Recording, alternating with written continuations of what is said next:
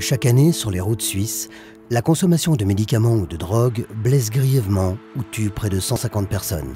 L'implication de médicaments ou de drogues n'est pas vérifiée pour chaque accident.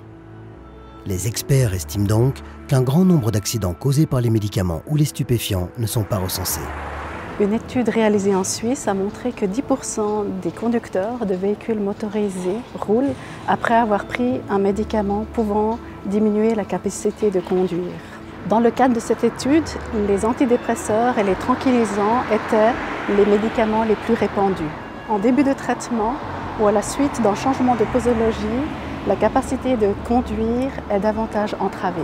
Les conducteurs sous-estiment souvent l'effet des médicaments sur leur capacité de conduire, en particulier ceux délivrés sans ordonnance. Des problèmes de vue, une capacité de réaction ou de jugement diminuée peuvent avoir des conséquences fatales au volant. En tant que pharmacien ou médecin, il est de notre devoir d'informer nos clients et nos patients quant à d'éventuels risques et effets secondaires. De leur côté, clients et patients doivent nous indiquer s'ils prennent d'autres médicaments. Des remèdes apparemment inoffensifs peuvent aussi avoir des effets secondaires ou interagir avec d'autres substances. En Suisse, on compte quelques 3500 médicaments et remèdes autorisés qui peuvent réduire la capacité de conduire. La capacité de conduire risque surtout d'être entravée lorsque plusieurs médicaments sont consommés simultanément ou combinés avec de l'alcool ou des drogues. Mais il existe aussi des médicaments qui permettent à certaines personnes de conduire.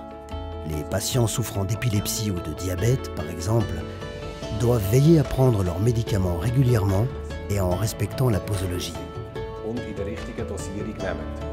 S'il est nécessaire de prendre un médicament supplémentaire, par exemple en raison d'une grippe ou d'une blessure, il faut être conscient que des interactions médicamenteuses peuvent survenir et influencer la capacité de conduire.